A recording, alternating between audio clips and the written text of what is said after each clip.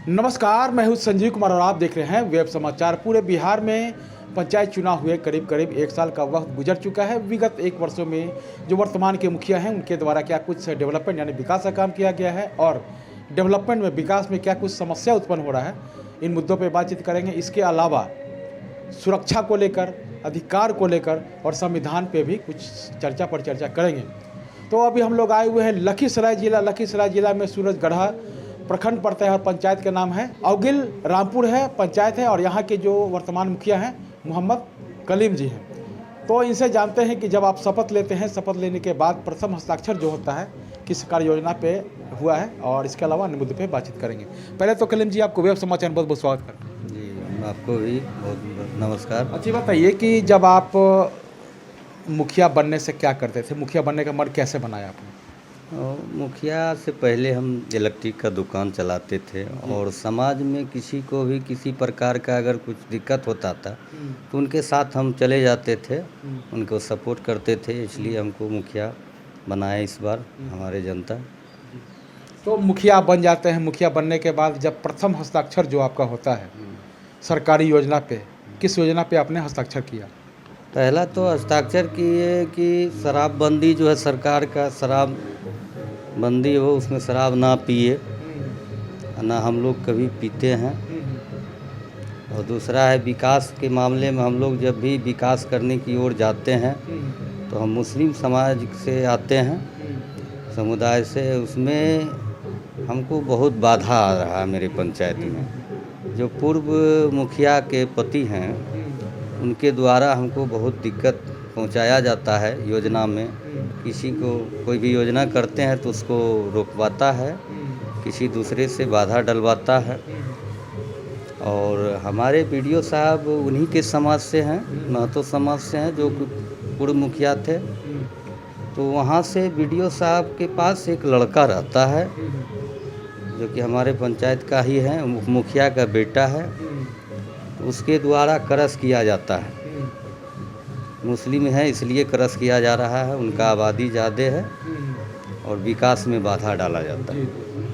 तो अगर बात कहें पीएम आवास योजना का, तो करीब करीब कितने लोगों को आवास दिलवाए? लगभग पीएम आवास हम लोग 300-400 दिलवा चुके हैं, जिसमें पहला गरीब को किए कि गरीब आदमी को पहले दिया जाए और जो उससे सुखी संपन्न है उसको बाद में दिया जाए, पहले गरीब को दिया जाए। 15वीं से सस्टम से क्या कुछ काम चल रहा है अभी? 15वीं से जैसे नाली गली है और ये स्वच्छता वाला जो डस्टबिन का हम लोग काम किए, स्वच्छता सफाई कर्मी, हाँ, लोहिया स्वच्छता अभियान का उसे किए हैं। और कब्रिस्तान का घेराबंदी चालू है। जी। जी। अच्छा बताइए कि जो समस्या आपने बताया है, इसके अलावा कोई अन्य समस्या है? निश्चित तौर से मैं इस मुद्दे को लेकर के जो आपके क्षेत्र के प्रखंड विकास पदाधिकारी हैं, मैं इस पे चर्चा भी करूंगा। इसके साथ साथ जो आपके जिलाधिकारी हैं उनसे मैं बात करूंगा कि सरकारी योजना जो आप ही का योजना है और उसको आप धरातल पर उतारने नहीं देते हैं, ये कहाँ से मतलब उचित है? इसके अलावा ये बताइए कि सुरक्षा को लेकर, चूँकि पूर्व पंचायती राज मंत्री ने कहा था कि प्रत्येक मुखिया को हम सुरक्षा देंगे, क्या हुआ? सुरक्षा मिला? हमने सुरक्षा नहीं मिला और हमने आवेदन दिया और जिस चुनाव हम जीते, चुनाव के जीतने के बाद कुछ दिन के बाद ही हम पे हमला हुआ था। जी, उसमें हम थाना केस किए तो जो हमला किया था वो लड़का पकड़ाया, जेल भी गया। और हमने आवेदन दिया वहाँ कि हमको आर्म्स में दिया जाए, आर्म्स का लाइसेंस, तो अभी तक उस पर कोई कार्रवाई नहीं किया गया है। वो लाइसेंस का अप्लाई किया हुआ है, एसपी साहब पास पड़े हुए है मेरा फॉर्म, इस पर कुछ कार्रवाई नहीं हुआ अभी तक कार्रवाई नहीं। जी। अच्छा बताइए कि जिस तरह से मुखिया जी के अधिकारों में दिन पर दिन कटौती किया जा रहा है, पहले स्वतंत्र रूप से काम करते थे, अब हर काम को लेकर के जो है वेंडर, प्राइवेट एजेंसी या अन्य संस्थानों के माध्यम से काम कराया जाता है, इसके बारे में क्या कहेंगे? इसके बारे में क्या कहेंगे? और मेरे लिए तो जब हम अल्पसंख्यक हैं, मुस्लिम हैं, और यहाँ पे मेरे लिए सही है, इसलिए कि अगर सही काम हम करते हैं तो जांच में सही होता है तो मेरे लिए कोई दिक्कत नहीं है। और पूर्व में होता था जैसे तैसे काम होता था, बिना धरातल पर काम किए हुए पैसा निकासी हो जाता था। लेकिन हमारे रीजन में है कि जितना कड़ाई हो उतना अच्छा हो, जी। कि हम सुरक्षित रहें, हम गलत काम नहीं कर पाए। सही बात है। अच्छा बताइए कि भारत का संविधान एक है, कानून एक है, तो फिर अधिकारों में भेदभाव क्यों? पूरे देश में one nation one ration card, one nation one pension, आज़ादी का अमृत महोत्सव मनाया जा रहा है। तो एमपी एमएलए का भी कार्यकाल 5 साल और का है और आपका भी कार्यकाल 5 साल का है। तो फिर उन लोगों को पेंशन मिलता है, तो आप लोग को होना चाहिए कि नहीं होना चाहिए? ये तो सरकार को चाहिए कि पेंशन देना चाहिए, पेंशन मिलना चाहिए जनप्रतिनिधि को, चालू किया जाए। सरकार पर निर्भर होता है तो उनका। क्या इस मुद्दे को लेकर अभी जो मुखिया है प्रखंड स्तर पे चर्चा पर चर्चा नहीं करते या जिला स्तर पे? नहीं, चर्चा करते हैं हम लोग, मुखिया संघ अध्यक्ष पास भी चर्च किए हैं कि इस विषय में बात रखा जाए। हमारे एमपी एमएलए लोकल हैं, उनके पास भी हम लोग बात रखने की कोशिश किए हैं, और उसमें अब आगे सरकार की मर्जी जो होगी वही। अच्छा, जनता को जो आपने वादा किया था अभी तक कितना % काम हुआ और आगे क्या सोचते हैं? जनता को जो वादा हमने किए थे, लेकिन उसको काम करने के लिए हम कर रहे हैं, लेकिन उसमें बाधा आ रहा है। हाँ, बाधा दिया जा रहा है।